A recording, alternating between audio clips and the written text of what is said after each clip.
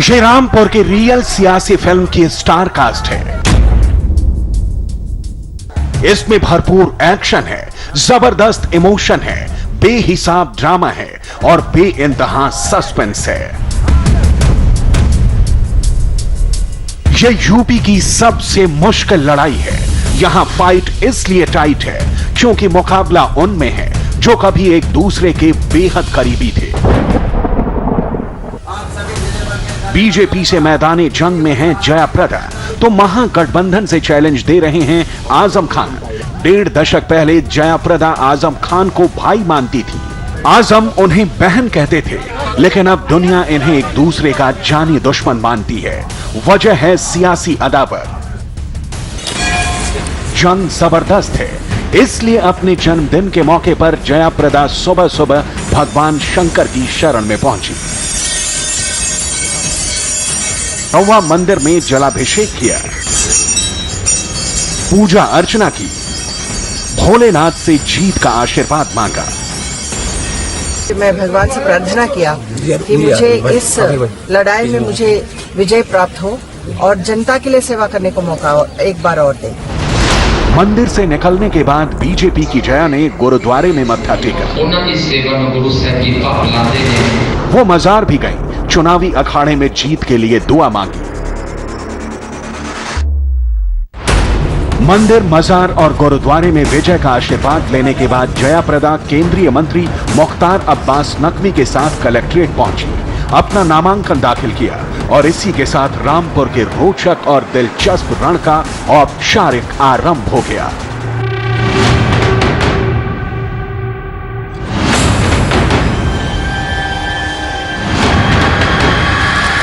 रामपुर में मैं मौजूद हूं और पीछे जयाप्रदा आप देख रहे हैं नॉमिनेशन फाइल करने के बाद की तस्वीरें जो है खुली जो एसयूवी में किस तरीके से जनता का अभिवादन स्वीकार कर रही हैं और ये भाजपा कार्यकर्ता और यहाँ पे जनता उनके बीच में रूबरू हो रही है। हालांकि ये जनता में कुछ ऐसे भी लोग हैं जो केवल जयाप्रदा को देखने आते हैं, लेकिन इस बात को हम इसलिए भी नहीं पूरी तरीके से इस पर मोहर लगा सकते हैं क्योंकि इसके पहले भी 2 बार यहाँ से सांसद जयाप्रदा रह चुकी हैं। लेकिन अब सीधी लड़ाई उनसे है जो जिस शख्स ने उनको यहाँ से पहली बार लड़ाया था, आजम खान के साथ उनकी सीधी लड़ाई है। आजम खान सपा के टिकट से लड़ रहे हैं, बसपा और आरएलडी के समर्थन से। वहीं सामने जयाप्रदा को आप देख सकते हैं जो कि भाजपा के चुनाव निशान पे यानी कमल के चुनाव निशान से यहाँ से चुनाव लड़ रही है। नामांकन के बाद रामपुर की सड़क पर जयाप्रदा का भव्य सियासी शो हुआ।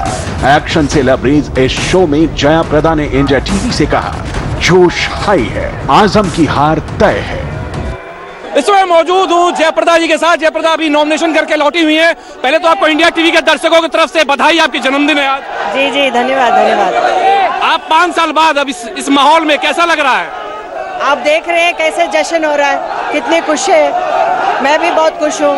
आज मेरे लिए बहुत इम्पोर्टेंट और अहम दिन है क्योंकि जन्मदिन के साथ साथ आज मुझे नामांकन का दिन भी है।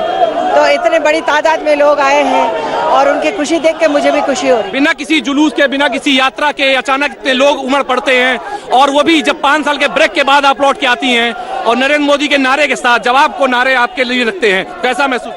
बहुत अच्छा लगता है। यही असली राज है, यही असली शक्ति है। जो जनता सोचती है वो उसके शक्ति के सामने कोई टिक नहीं होती है। ये जोश देखकर क्या लग रहा है? हाउ इज द जोश? It is so wonderful. Wonderful. Yeah, and it is something great. It cannot be expressed in the words. Narendra Modi ji भी आने वाले हैं प्रचार करने के लिए आपके लिए। बहुत खुश, मैं बहुत भाग्यशाली हूँ। नरेंद्र मोदी जी इतने व्यस्त होते हुए भी अगर उनका प्रोग्राम लग रहा हो तो इसके सौभाग्य बात है। आज भी आप भावुक हो गई थी आजम खान को याद करते करते, जब उनके क्रूर चेहरे को। वो जब सोचती हूँ तो दिल में आहत होती है। जयाप्रदा आजम खान से इतनी खफा क्यों है? ऐसा क्या हुआ कि 2 दोस्त एक दूसरे के सियासी शत्रु बन गए? इसकी कहानी जानने और समझने के लिए हमें 15 साल पहले की तारीख का पन्ना पलटना होगा। अदाकारा से सियासतदां बनी जयाप्रदा ने 2004 में रामपुर से लोकसभा का चुनाव लड़ा। अपने गढ़ में आजम ने उनकी मदद की। नतीजा ये हुआ कि जया 85,000 वोटों से जीतकर पहली बार संसद पहुंच गईं। इसके बाद दोनों एक दूसरे को बहन और भाई कहने लगे, लेकिन बाद में आजम और जया के बीच रिश्ते तल्ख हो गए। वजह बने समाजवादी पार्टी में उस वक्त बड़ा रुतबा रखने वाले अमर सिंह। जयाप्रदा अमर सिंह के कैंप में चली गईं। यहीं से दोनों के रिश्तों में खटास आ गई। 2009 में आजम खान रामपुर से अपने करीबी नसीर खान को टिकट दिलवाना चाहते थे, लेकिन मुलायम सिंह ने जयाप्रदा को दोबारा मौका दे दिया। इसके पीछे अमर सिंह का हाथ था। जया को टिकट दिए जाने से नाराज आजम खान जया का खुलकर विरोध करने लगे। चुनाव में जया के खिलाफ प्रचार किया। बात ज्यादा बढ़ी तो आजम को समाजवादी पार्टी से निकाल दिया गया। आजम के विरोध के बावजूद जया जीत गईं। कई उतार चढ़ाव के बाद साल 2010 में समाजवादी पार्टी ने जयाप्रदा और अमर सिंह को भी बाहर का रास्ता दिखा दिया। कहा जाता है ऐसा आजम खान के इशारे पर हुआ। इसके बाद दोनों एक दूसरे पर खुलकर बयानबाजी करने लगे। 2014 में जयाप्रदा लोकसभा का चुनाव लड़ी, लेकिन रामपुर की जगह बिजनौर को चुना और एसपी की जगह आरएलटी के टिकट पर मैदान में उतरी, लेकिन मोदी लहर में बुरी तरह से हार गई। 5 साल बाद जया फिर से रामपुर आ गई हैं। आजम को उन्हीं के गढ़ में ललकार रही हैं। आजम आए दिन जया के खिलाफ गलत बयानी करते रहते हैं। कभी उन्हें नाचने वाली कहते हैं तो कभी कुछ और। इसलिए जया आजम और उनके गलत बयानों को मुद्दा बनाकर सहानुभूति बटोर रही हैं। भाई हो गए, एक बहन को आपने नाचने वाले कहा है। भाई हो गए, आपने मुझे पजेब कहा है। भाई हो गए, आपने मुझे कितना बदशब्द आपने कहा है। ये मुझे पता है, मैं कितने जुल्म सहा है, ये आप सबको मालूम है। ये तस्वीर है जब वो नॉमिनेशन फाइल करके आई हैं और यहाँ पर बैठी हुई हैं। ये विशाल जनसमूह, ये लोग जनसभा, लोग उनका अभिवादन यहाँ पर उनको अभिवादन करने के लिए यहाँ पर आए हैं। ये यहाँ पर लोग, यहाँ पर आप देख सकते हैं महिलाओं की भीड़। सामने आप देख सकते हैं जो लोग भाजपा का जो टोपी पहन रखी है, जो उस पर लिखा हुआ है मैं भी चौकीदार करके, यहाँ पे जो लोग हैं उनसे बात करेंगे। क्या लगता है कौन यहाँ से जीत? हमारी जयाप्रदा जी जीतेंगी। जयाप्रदा जी को यहाँ से जीतना चाहिए और मैं तो यही दुआ करूंगी कि जयाप्रदा जी यहाँ से जीते। रामपुर की सियासी जंग इतनी जबरदस्त है कि उसे एक दिन में समझना मुश्किल है। इसलिए पूरा सियासी समीकरण जानने के लिए हमने रामपुर में 48 घंटे बिताए।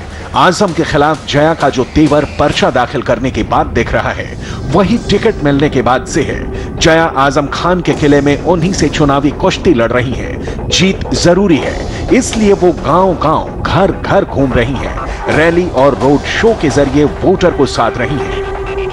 एक औरत के ऊपर इतना जुल्म कर रहे हैं और मैं निर्वाचित सांसद होने के बावजूद भी वो मुझे बख्शा नहीं है।